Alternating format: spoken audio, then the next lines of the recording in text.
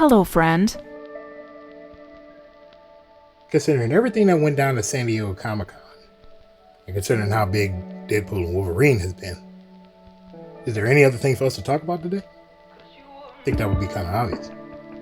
From the Vault 309 recording room, this is the Twee'quel Podcast.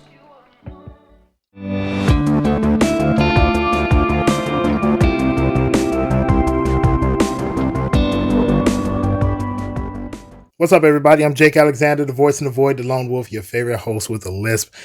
I hope you are doing well, and welcome to another episode of the Twee'quel Podcast. If you've been around, thank you very much for sticking with us, and if this is your first time, we got plenty of episodes for you to watch and catch up on. I hope you find something you like. We got a good show. It's not a whole lot to talk about, but at the same time, it's a lot to talk about. We're going to talk about a couple of things I saw at San Diego Comic-Con, or at least things I've gotten news from, and we're going to talk about Deadpool Wolverine, tell you exactly how much I like it. There's no reason for me to lie to you and tell you I didn't like it. I absolutely love the movie, but I'll tell you why later on. But I'm also going to give you news on who Sidewinder is, because that is exactly who Giancarlo Esposito will be playing in the new Captain America movie, Brave New World. I thought he was going to be somebody else, but we'll talk about that. But the first thing up we're doing today, let's talk about the news. Leading off the news today, we talk about the passing of rapper Twee'quel. Now, his real name is Derek Barbosa. He passed back on the 28th of July. There has been no word. His family actually has asked that we just respect their privacy and let them deal with this tragic passing in their own particular way. He's known for being a very, very gifted lyricist. I remember him from so many tracks that he was featured on, and from his own albums. Just a person who knew how to craft lyrics. One of my absolute favorite features of his was Psychology 101, where he featured on Tech Nine's track with other fellow rapper Crooked I. He was actually recently featured on Rakim's new album that just came out last week. That's a fantastic album, and he was fantastic on it too, along with all the other features on it. It's sad to see such a gifted lyricist go without actually, in my opinion, getting his just due. It's kind of a sad thing. Twee'quel was actually only 50 years old. At the box office, the number one movie, obviously, is Deadpool Wolverine, now at $630 million worldwide at the time I'm recording this. Coming in number two right now is Twisters at $239 million worldwide. A really good movie. We did a review for it last week. Make sure you go back and check out that episode. And number three is Despicable Me 4 at $689 million worldwide. I mean that came in at number three over the past week, but yeah, still $689 million. If you add on Inside Out 2, the top two movies right now are both animated. Both of them great movies. Twisters is still a really good movie, but Deadpool Wolverine over 1 week, not even 2 full weekends, $630 million. Will it beat out Inside Out 2 for the number one movie thus far this year? I don't know. It looks like it's going to. Predictions say that they'll get over $1 billion before its third weekend next week. So what can I say? We're going to review the movie coming up soon. I'll give you my exact thoughts on how much I liked it, and we're going to dig into a handful of the Easter eggs that I really truly enjoyed in this movie, and there were a ton, but I'm only going to limit it to 9. Coming out this weekend, actually, a new film, Trap, from the M. Night Shyamalan, that actually opened up on Friday. I can't wait to see this movie. I am an M. Night Shyamalan fan. I know most people aren't. I know a lot of people kind of just don't like the twists in his movie, but I do. I actually enjoy his twists in pretty much every movie he does, and this one is actually going to be a really good twist, because the movie actually is being told from through the eyes of the killer, through the villain. So this is going to be a really good film, and it's good to see Josh Hartnett back in the film. So next week, after I go see it today, I will show up and I will tell you how much I liked it or how much I didn't. So a few weeks ago, we did a review on the documentary from Andrew McCartney named Brat, where he talked about everybody that was in the Brat Pack and in Brat Pack adjacent and all the films and what it meant to be labeled as Brat Pack. Well, I guess that documentary got people at Sony talking, because coming from Rob Lowe out of a Deadline report, there seems to be a chance that we will get a sequel to St. Elmo's Fire. Now, they have been trying to do either a sequel or to redo the movie in a more modern aspect for quite some time, and nothing has gotten off the ground. But Rob Lowe says that they are very, very, very, very, and this is a quote, very, very, very, very early stage, but they have been talking about it for the past 4 months about redoing this film in a more modern era, or just taking a direct sequel to the original. So obviously this is from a renewed interest because of that documentary. And like I said, we did a review on that documentary not too long ago. Make sure you watch that episode. It was a very good documentary, and if they're going to start redoing things from that era, that actually may get people to go back to the movie theater, because those were some really good movies. St. Elmo's Fire, Pretty in Pink, all movies like that from back in the day. Those movies may get people's butts back in the seats, because movies like that are timeless. They're classic, especially the folks my age who went and saw those movies as teenagers. Yeah, we're the ones with the money with disposable income to go watch movies. So you start redoing those, you might actually get folks back in the theater. And when it comes to San Diego Comic-Con, obviously the best thing that we got out of it was all of the announcements from Marvel. Now, that wasn't the only thing that we got. For me, the biggest things we got were all of the trailers. I cannot believe how many really good trailers we got at San Diego Comic-Con. I was sent a ton of them. All of the favorite trailers I got, I know you don't want to hear me talk about them and rattle on all day. I know you just want to see them. So don't worry about it. You don't have to watch them one by one. I have compiled all of my favorite trailers in one good video. It'll be a link up here or down in the comments. Either way, you click that, you'll go over to my page, and it'll be one video where you get to see all those really cool trailers all at once. So make sure when you get over there, you watch that video, let me know which one that was your favorite. Star Wars fans, this is going to split us 50-50 down the middle, whether you wanted this or whether you didn't. So after the Han Solo film that we had a few years ago, people were talking about doing a Lando Calrissian solo film with Donald Glover set to star in it as Lando Calrissian, just like he did in Solo. Well, looks like that's not going to happen. Coming from the director Justin Simien, all reports are showing that they're just not going to move forward with doing a Lando Calrissian movie. Like I said, it would have starred Donald Glover, recasting, and I'm not recasting, replaying his role as Lando Calrissian from the Han Solo film. And it's kind of sad, because I love Lando Calrissian just as much as I love Han Solo, and I would have loved to see an origin film for him. So the fact that we're not going to get it, I guess I can just have to wait, and maybe they'll do it sometime into the future. And if they do, I'll let you know if it happens. So we're going to end our news today talking about saying goodbye to Boomerang. Well, not the channel itself. The cable channel isn't going anywhere, but the streaming site is. And this may be a sign of things to come when it comes to all of these streaming sites that we have. So just like the Boomerang channel had all of these old school cartoons, Looney Tunes, and the original run of like Scooby-Doo and the Jetsons and Flintstones and the like. Well, the streaming site had the exact same thing. So if you didn't have cable, you at least had the streaming site. Well, the streaming site's is now going to go away. So Warner Brothers Discovery, they will be stopping it on September 30th. They're going to move everything off of the site, either back to the cable channel or onto Max. So if you have Max, you don't have to pay anything extra for it up front, but you know how these streaming sites are. Every time they add content, they raise the price. So more than likely, Max is going to go up in price in sometime into the future. They're just going to keep raising it to the point we all just go back to cable and be done with it. And me, I'm not really that mad at it, because I'm not going to be paying for 6 or 7 different streaming sites that's going to total me to $200 to $300 a month when cable is cheaper than that. But it is what it is. That's what they want to do. It's not my channel. But at least, at the very least, the media itself isn't going to be lost like we lost a bunch of things with MTV and the like last month with so much of the MTV sites being shut down. So at least we're not losing it. It's being ported over to somewhere else where we can actually watch it. And this is why I keep telling people, if you have a chance to buy buy something on physical media, I don't care if it's VHS, go buy a VCR. Yes, you can still buy a VCR, people. I have one, trust me, and I have tons of tapes so I can watch stuff. Yeah, but buy physical media. Buy the DVD. Buy the VHS if you have to buy it on VHS. If you can, download it and burn it onto a CD. They still have CD burners. That's technology that has not gone anywhere. But have physical media, because just like what happened with MTV, once these programs and these news articles and all these things are digital and they move them around, they get lost or they just get shelved and shoved into the back and we never see them again.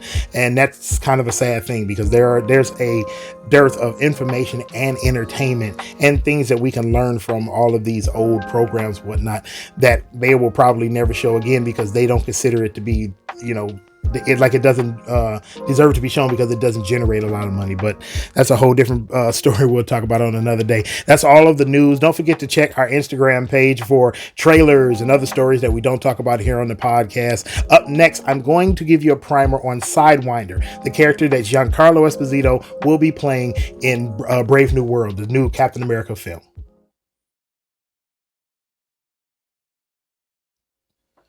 Now, I say it all the time. If I am wrong, I'm wrong, and I'll tell you right up front I was wrong. I was wrong. I was very wrong about who Giancarlo Esposito was going to play. I was so convinced that he was playing George Washington Bridge, or GW Bridge, which is what I said in the episode when I brought it up the first time. I was so convinced that that's who he was going to play. It made all the sense in the world. I even said that character specifically had worked with Shield, and I can see a government that is so excuse me, paranoid about the new Captain America that they take GW Bridge and put him in charge of Shield, especially with Nick Fury being off world and hanging around with the Skrulls and his loyalties being in question.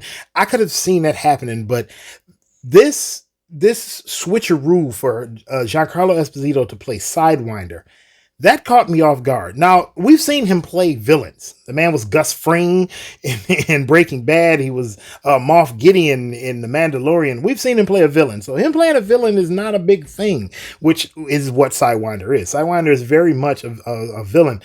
But I didn't expect such a, I don't want to say know-nothing character, but such a small character. This is his even smaller character than GW Bridge. I had to look up as much as I possibly could find for Sidewinder because I didn't remember anything about the character. The only thing I did remember the character was that he was a villain, so I had to look him up. But yeah, the character is named Sidewinder, and I know you're asking who is that. The character has been played by, the character Sidewinder has been, the code name has been used by 3 different people in the comics. The one that Giancarlo Esposito will be playing in the film will be Seth Volker, the actual first one from the film. Now, his look himself is going to be very different. It has nothing to do with race, but in the comics, Seth Volker wears a snake inspired costume, which he's named after a snake because he is the head of a criminal organization called the Serpent Society. Now, he doesn't have any powers. Specifically, he doesn't have any powers, but he is a human mutate in which he's taken mutagenic drugs in order to give himself a slightly better than average strength for hand-to-hand combat. He does have a magic cloak that he can use to teleport in a blink, and he has a chip installed in his brain to actually help him activate the cloak. So he can actually wrap the cloak around people or objects and be able to transport with a thought. So will he have that in this movie? I highly doubt it. From the previews and from what we've seen in the trailer, it looks like he is wearing a cloak, but I highly doubt it'll be magic. At least I don't think it'll be magic. Maybe it will, maybe it won't. He definitely won't have his snake-esque costume. And when I say he looked like a snake, I mean, you can, I'll put a picture of what he looks like right here so you can actually see it. Just look at the costume. I don't think that's what Giancarlo Esposito is going to look like inside of a Brave New World. So it's definitely not going to have that. Honestly, Sidewinder is a extremely minor character, right? Sidewinder is a smaller character than even GW Bridge. That's why I never even thought that they would do such a deep pull for a character. I was expecting them to do somebody grand. I mean, we're talking about Giancarlo Esposito. The man is known worldwide. He is a recognizable face inside and outside of Hollywood. But if that's the character they're going for, considering I've seen the trailers, and the trailer is indeed in that video of trailers that I talked about in the opening, so make sure you go over there and watch it. From the trailer that we've seen for Brave New World, it looks really good. Whoever Giancarlo Esposito is going to play with Sidewinder, or maybe they do a double back and double crosses, and actually it is GW Bridge, but I'm sure it'll be Sidewinder because even he said that's who it's going to be. I want to see where this character is going to go, not just in this film, because remember, Giancarlo Esposito did say that after the film, Sidewinder will wind up being in one of his own shows, or he may pop up in any of the other films going forward from Marvel. So I want to see what they're going to do with the character, because if you have Giancarlo Esposito playing him, that means you're going to get some much needed badass energy pumped into this character, and it's going to be pretty cool going forward. So I'm actually excited. It's a small character, no doubt. Sidewinder is a very, very small character, but considering who they have playing it, considering how well it looks thus far in just a trailer, I'm willing to go out. I'm willing to step out on just a little bit of faith and see where they go from here. Up next, we're going to talk about Deadpool Wolverine. You know, I sat and watched Deadpool Wolverine straight through, did not get out of my seat like I do most movies anyway. But I could not figure out what I was feeling while I was watching it. And it took me the drive home and just sitting at home trying to write the show sheet so I can talk about this film with you all to finally figure out what the film was making me feel. And what it was not nostalgia. It wasn't satisfaction for how good the film was, because I do believe the film was very good. It wasn't like anger or confusion for something that happened in the film. No. What I was feeling was the exact same thing I felt the first time I saw Endgame. And hold on to your seats because I'll explain it to you. The first time I saw Endgame, and this time seeing Deadpool Wolverine, I was not so much in awe, but I was on the edge of my seat trying to figure out, well, what's going to happen? Because not so much that it was all new, because by the time we had gotten to Endgame, we had seen a ton of Marvel films. And now that we're seeing Deadpool and Wolverine, we've seen a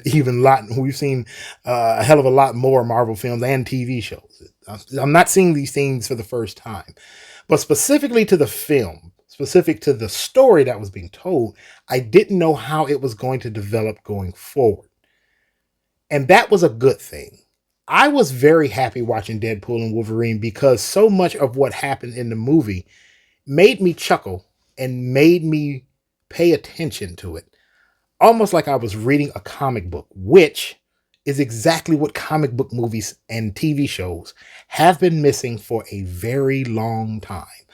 I've enjoyed them as much as I possibly could ever since Endgame, but a lot of them didn't quite hit home the way I wanted them to.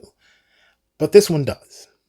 Why? Because it does give you that X factor of you don't exactly know where it's going. You don't know what's going to happen.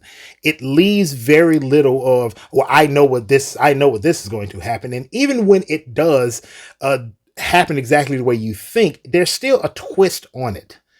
Enough for you to say, well, that's kind of not exactly what I said, but okay. Deadpool Wolverine's a good movie. I don't want to spoil it for you. I really do believe you should go watch this film on your own, experience for yourself. Eyes wide open, unabated. I don't not want to tell you anything in the movie other than the fact that they piss all over. They piss all over the legacy of the Logan film. And to me, I understand why they did it. Because it needed to be done in order to close the chapter to the 20th Century Fox era of films for any superheroes. But and to me, that's actually one of my Easter eggs. But we're going to get into that in a minute. As far as criticisms for the film, I thought the plot was convoluted. You have two villains, but technically you have nothing but villains in this movie. The only heroes, truly, if you really look into this film, the only heroes in this film are the ones that got left behind. Elektra, Blade, X-23, Gambit. Those are the only actual heroes in the film. Everybody else is pretty much a villain. Wolverine is admittedly a serial killer. Deadpool, we know, kills people left and right. Cassandra Nova, definite villain. Mr. Paradox turns out to be almost as bad as the other TVA agents that wanted to kill everybody. From almost as bad as Miss Minutes, right? Almost as bad as Kang. There are no heroes in this film except the ones that are basically about to get their lives obliterated if the bigger, badder villains get their way. And I think that's an interesting take on how to tell a story. You have people that are bad, and then you have people that are worse, and you are hoping to God that the ones that are just bad actually win the day. And they do. This is a really good movie. Is it the best Marvel movie we've ever seen? No. To me, it's not even in the top 5. It's in my top 10 now, but definitely not the top 5. But it's still a really good film. You sit there and not enjoy this film, you just don't like comic book movies anymore, and that's okay. The only other criticism I can have for the movie are the excessive butt grabbing and crotch grabbing, but I understood why they did it, because again, they're parodying everything within the realm of Deadpool is always a parody of something that came before it. And everything that, all of that butt grabbing and crotch grabbing and everything like that, all the dick jokes, all of those are very much just parodies of everything that happened with like Batman and a Batman and Robin movie, with every time they turn around and pull on some part of the costume, it's always an up close shot of the man junk or butt cheek or bat nipples. And trust me, those were some wild times for films. But anybody who has saw them, you know exactly what I'm talking about. Everything in Deadpool is a parody and a inside joke for something else. It's a callback, and they are fulfilling jokes that they've already told. And that's the connection to Endgame. That's all Endgame ever was. Nothing in Endgame tread new ground. Nothing in Endgame was 100% comic book accurate. Nothing. It was all basically, hey, all those things, those stories that we were telling you, all those jokes that we made, all those little one-liners that you thought were really cool. Yeah, we're going to pay all of those off in this film. And that's exactly what they did with Deadpool. So many things in Deadpool and Wolverine are just callbacks to every Fox era film, every attempt at a joke to just fulfill off a joke later on from the first 2 Deadpool films. It's meta as all can be, which fits because we're talking about Deadpool. That's exactly what he is in the comics.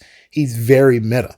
If you want to understand the film better, read Deadpool Kills Marvel and read Deadpool Kills Deadpool. Those 2 comic storylines are heavily influencing this film. And I believe if you read both of those, I 100% believe you will have a greater appreciation for the film. We're going to get into the Easter eggs, which I don't have a lot. I chose my top 9, even though there are smaller Easter eggs under those. The Easter eggs themselves are small, right? But to me, they made the film that much better for me. So number 1, like I said, the opening grave site where they go to where Logan is buried at the end of the Logan film. The Old Man Logan storyline played out well in that film. Really good film, probably the best run of Hugh Jackman as Wolverine that we've had outside of this. But the fact that Deadpool, the first thing he tells you up front is, well, how are we going to do this film but still pay respect to the Logan film? And he tells you point blank, we aren't going to do that. And he proceeds to dig up the adamantium skeleton of Wolverine and talk to it. And that is just a very Deadpool-esque thing to do. The man even uses the bones of Wolverine's body in a massive fight in the middle of this snowy field. That opening montage fight to NSYNC's Bye Bye Bye is hilarious to say the least, and it is one of the coolest things I've seen in film in a long time. So if you haven't seen the movie, I spoiled one little thing for you, but if you go see it, trust me, it's worth you knowing that you're going into it. You're still going to get a kick out of it. Next, my second Easter egg was the date that he went back to. March 14th, 2018. So that date specifically puts him pre-snap or the blip, whichever one you want to call it. This is when all of the Avengers, after the events of Avengers Civil War, everybody scattered, right? The only people that would be at the compound would be Tony, Rhodey, Pepper, and we wind up seeing Happy there also in this film. But those are the only people that would be at the Avengers compound in upstate New York. They wouldn't be at Avengers Tower. Avengers Tower would be too hot and too obvious for them to use, so they would be at that upstate compound. Yeah, Cap, Natasha, and Falcon would be on the run. Bucky would still be in Wakanda. Vision and Wanda would be on the run in Europe, probably in like Bucharest or something like that. Thor and Banner, they would probably still be in space with the rest of the people from Asgard looking for a new home.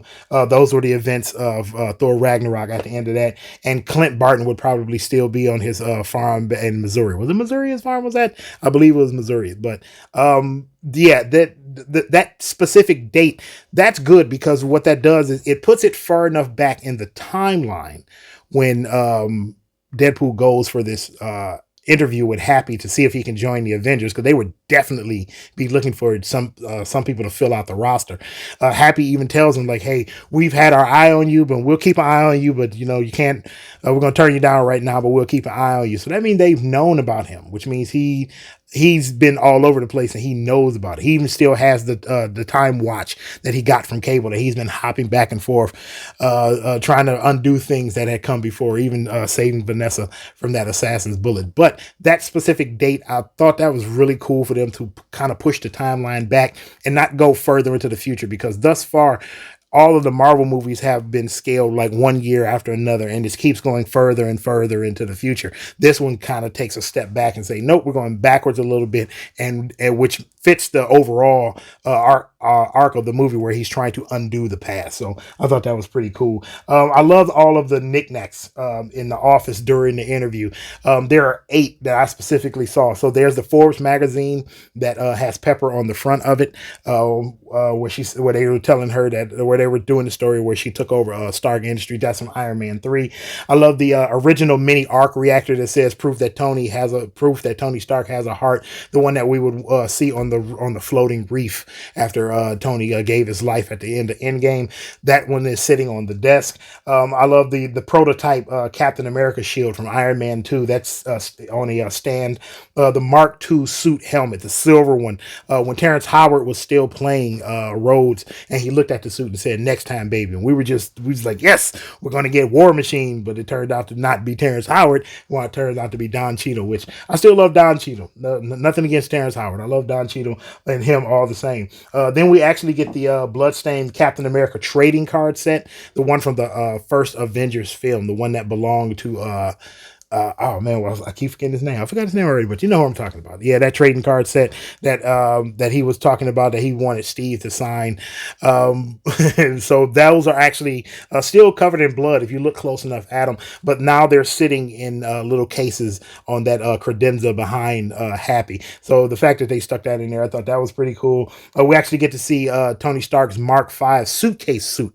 It's sitting on a shelf in the background behind Deadpool. We actually get to see the faceplate to the original Ultron model from the Age of Ultron. And the last thing we saw was the toy Iron Man helmet from Iron Man 2. Remember the one that the kid was wearing when the Expo was under attack. Now, the good thing about that, if you don't know, that toy Iron Man helmet that was being worn by the kid, Kevin Feige has established and has said that kid was a kid Peter Parker, the same one that Tom Holland would wind up playing later on after that Iron Man after Iron Man 2.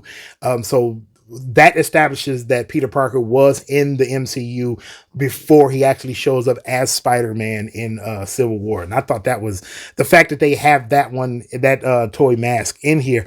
And if you look behind it, that picture that it's blocking, you get to see Tony, and that's the one that he took with Tom Holland's Spider-Man, excuse me, Tom Holland's Peter Parker, where they're holding the certificate upside down, but you don't see Peter Parker. on the picture. All you see is Tony with the peace sign and the rabbit ears and holding, and his little hand holding the certificate. Well, they can't actually show Peter Parker in there without getting rights to do it. They can't even show him in that picture, even though that was a Marvel and Sony film. They still don't even have the rights to do that. They have a contract where they can use Spider-Man and show him in the film. Even showing him in that picture would count toward that total of number of times that they could use it before they have to wind up paying more money. So they had to block it with something. But the fact that they used that toy mask to block it out and still have Tom Holland's Spider-Man Peter Parker referenced in this film, real good. That is a real good thing. I actually liked Mr. Paradox.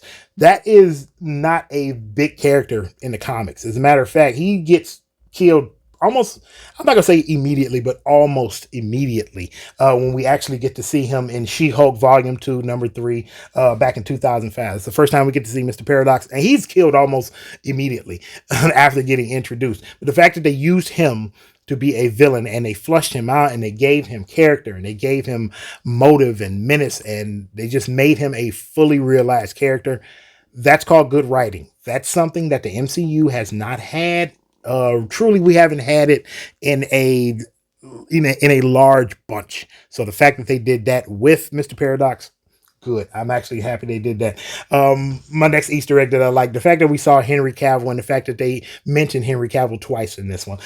So the line, the power, earlier on in the film, Wade is talking to Mr. Paradox and he utters the line, the power in the Marvel universe is about to change forever. That is a direct shot at The Rock when The Rock was at San Diego Comic-Con before Black Adam came out, and he kept using that line, the power structure of the DC universe is about to change forever. He literally said it like 3 or 4 times in his presentation before we got the trailer for Black Adam. And it turned out that the movie did not do as well, even though he's still trying to say that the movie didn't flop. It was such the backlash because they brought Henry Cavill back for one little scene in the after credit scene, and we never got anything after that.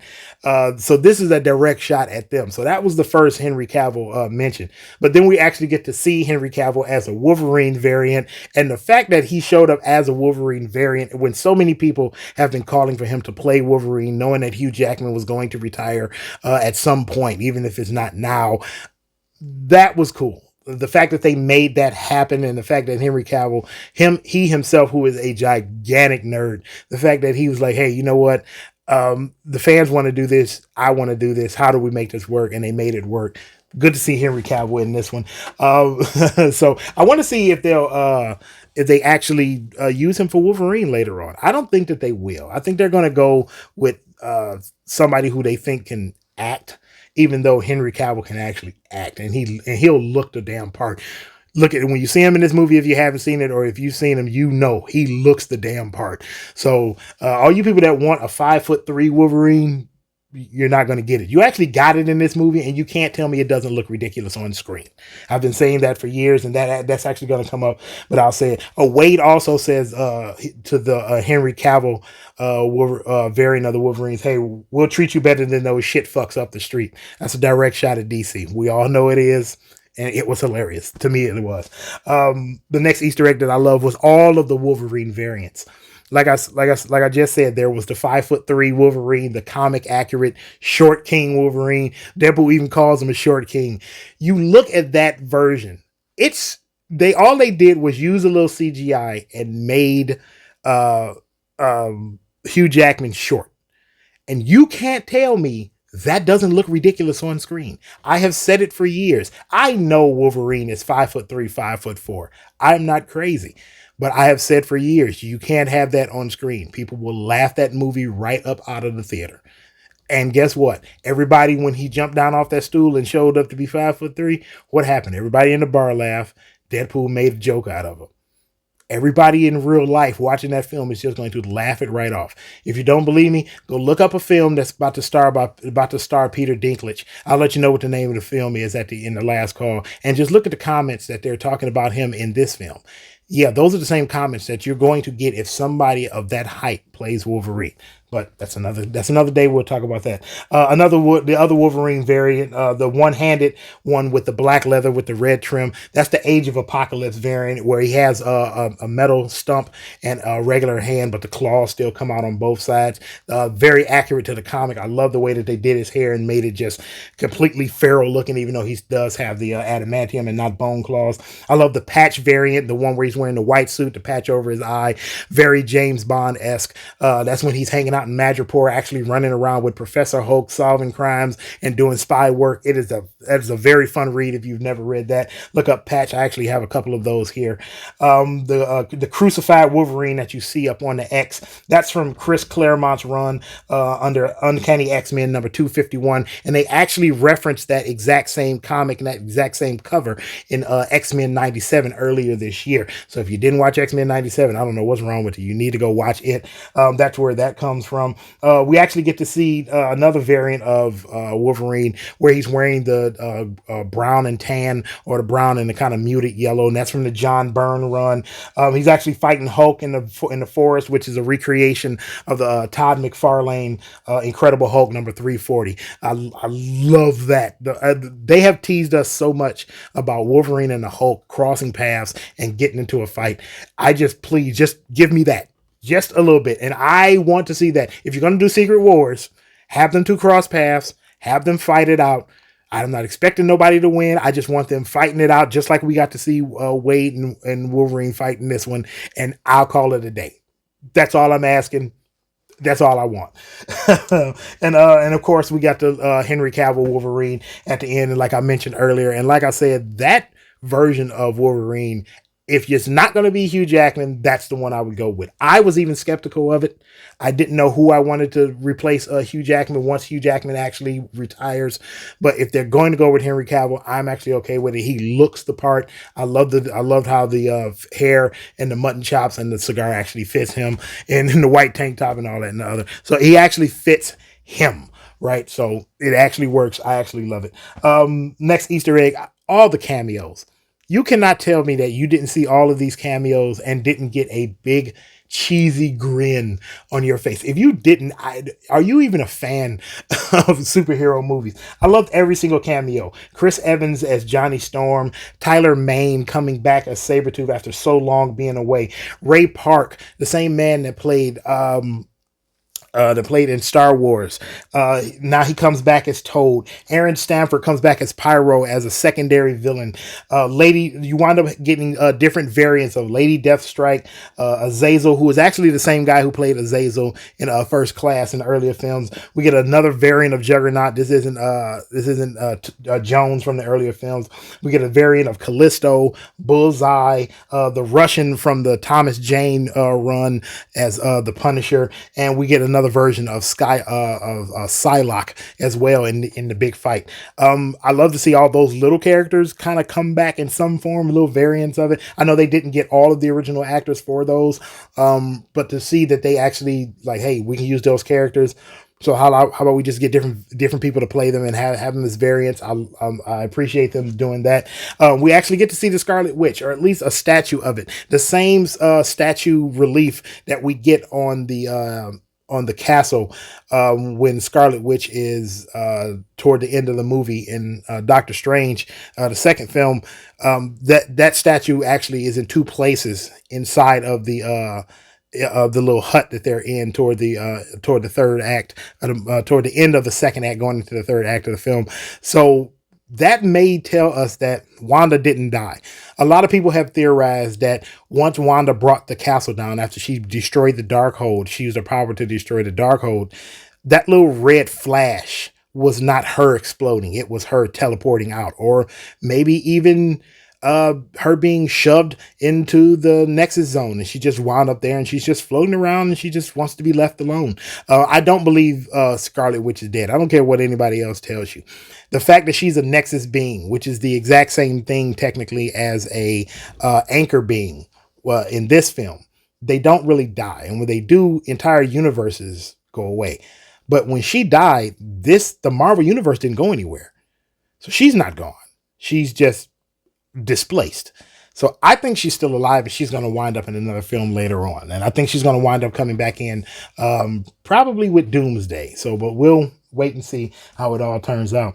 In that same exact scene, when they see those in that hut with the statues of Scarlet Witch, we actually get to see Jennifer Garner return as Elektra. I loved her as Elektra, and I actually loved Ben Affleck as Daredevil. I didn't think the films were so bad. I think I didn't think they were so bad as their characters. I think the writing of those films weren't the best, and the directors did the best they could do with what they had in the times in which they were directing. But I still think the films were a lot of fun, right? Which is exactly all they need to be.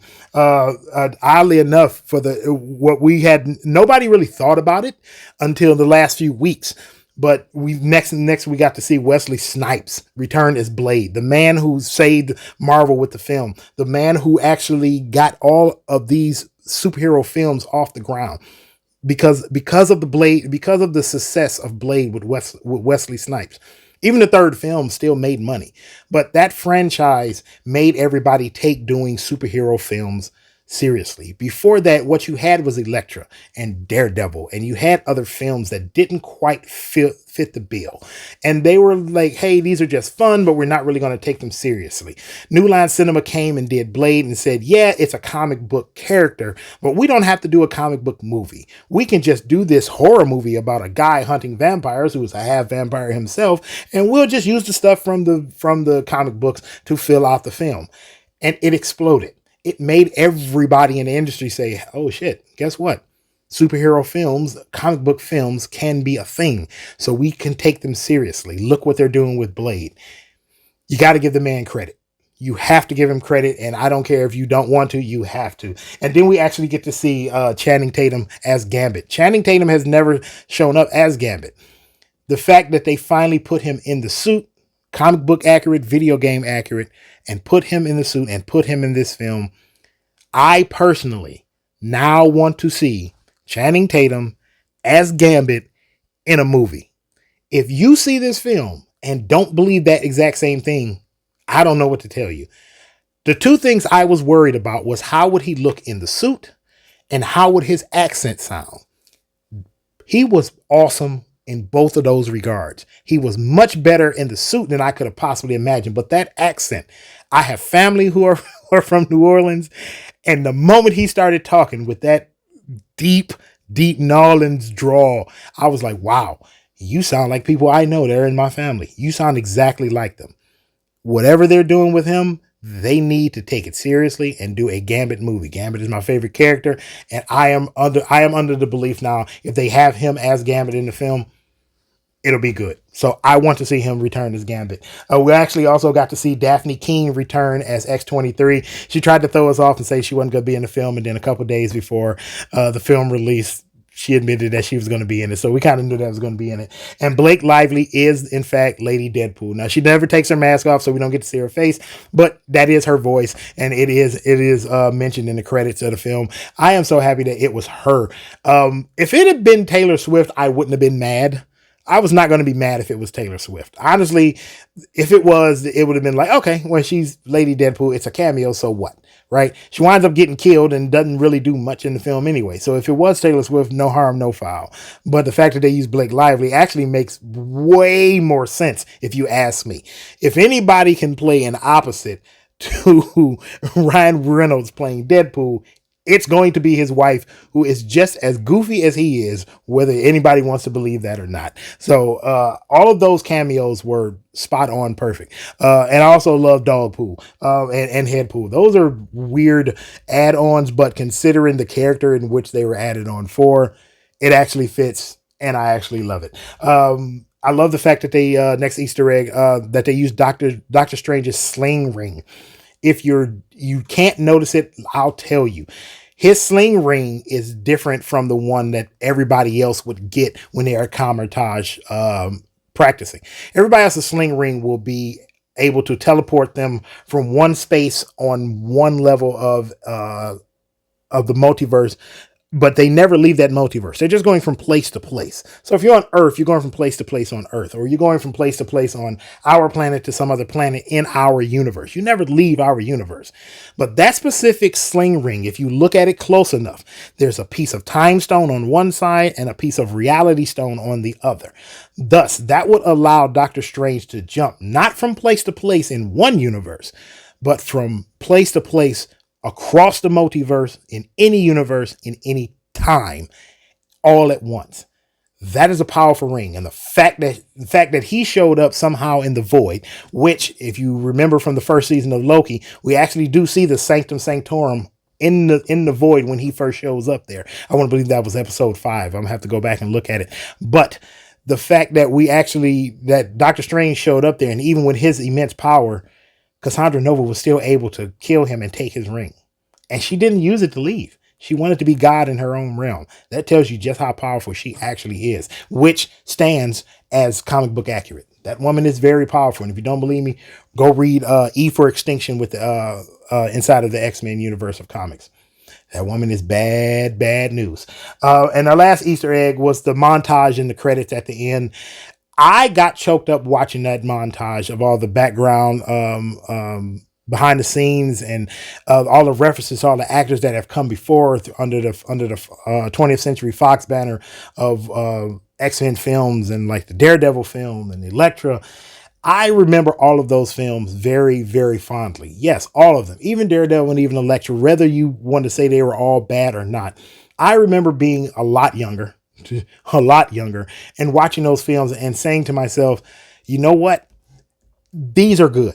I get most people will say that they are poorly written or the direction really isn't that great, but I loved those films. I remember all of them fondly. I remember Daredevil. I remember Elektra. I remember all of the X-Men films. I thought every last one of them, they had something that I specifically myself liked about them. They weren't always the best, especially X-Men Last Stand, but I still remember it fondly. There was something that I liked in every last one of them. They always made my imagination run. They made me love my comic books even more. So the fact that we got that montage in the credits, it was basically a salute to all of the hard work that those people put in. Whether you like the movies or not, the crew and the writers and the actors, they did the very best that they could do to try to entertain us. And as a movie buff, I appreciate that every single time I sit down to watch a film. Whether the film entertains me or not, I at least appreciate the fact that people put in the work to try their best to do something like that. That is a big undertaking, and I salute every single person that worked on all of those movies.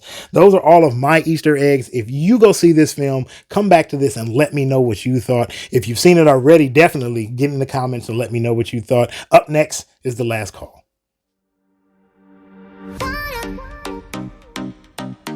So that's it, and that's all. It's time for the last call. I want to thank each and every single one of you for tuning in and hanging out with me while I do this Pokey Little podcast. You did not have to, but I truly appreciate it, all of you. I don't care if it's 1, 5, 10, 100, or 1,000 of you. I truly appreciate everybody that decides to tune in and listen to me pride along. You could have been doing anything, but you decided to hang out with me. So thank you very, very much. Before we go, let's check our weekend watch list. As far as our film pick, I'm going to go to the theater again and watch Trap. And again, we will be talking about that next week. Like I said, that's a new M. Night Shyamalan movie. I'm expecting the movie to be really good. I know for a lot of people, M. Night Shyamalan is not their cup of tea, but I'm expecting this movie to be good. I'm expecting Josh Hartnett to really give me something, especially where it looked like he was going to retire for the longest time, but I guess he's not. I guess he's just waiting for the right vehicle for him to sink his teeth into. So I'm really excited about the film. Our nostalgia pick, Time Bandits from 1981. I was reminded of this film for the simple fact that one of our friends to this podcast, the Wild Wolf that I always talk about, Willie, he said that they were doing a remake of it on a TV series on Apple Plus. So I looked it up, and indeed they are. But he griped that, hey, they had changed one very, very crucial element to the film from the original to the new TV show. And I said, well, what was it? He said, well, they're not using dwarves. I said, what? I don't even remember the movie, so now I have to go and watch the original and go watch the TV show to see how much of the original actually made it into the new TV show, and if in fact that they're not using dwarves in the TV show, see if it even matters. I don't know if it will or if it's not. I don't remember Time Bandits. I know of the film, but I don't remember it 100%. But whatever it is going to turn out, I will watch it. So that's what I'm going to watch this weekend, along with going to the theater to see the film Trap. And our series and our animation pick are one and the same: Batman Caped Crusader. All of the episodes are now on Amazon Prime to stream. I'm hearing good things about it. I am being told by people who know way more about Batman than I do that this is the best Batman that they've seen, get this, since Batman the Animated Series. That is saying a lot, because Batman the Animated Series is considered the holy grail, the standard of how you present Batman. Even though it's animated, they say Batman Animated Series is how you present Batman, period. Right?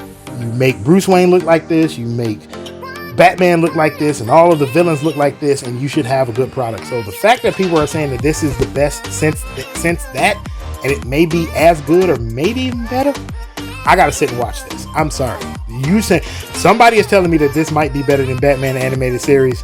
That's a shot over the bow at everything I hold dear as a millennial. And I'm not going to take that sitting down. So I have definitely got to watch that this weekend. And actually next week, I'll let you know exactly how I feel about it. Because if it's not as good as Batman, it can be as good as Batman Animated Series. If it's not better, we're going to have a lot to talk about. So it's time for us to go. Again, thank you, every single one of you, for hanging out with me. I truly appreciate it. And remember, please remember, you are never alone. If you are feeling alone and you need somebody to talk to, pick up the phone, dial or text 988. There's always somebody there to talk to. Don't have a permanent solution to a temporary problem. There's not enough darkness on the planet for you to run away. There's always somebody there to stick out a hand and to bring you back to the light. So always remember that. So it's time for us to go. So for our producer, Nikki Rev, we shall end this episode the same way we end every single episode. God bless. I love you. And peace. See you next time.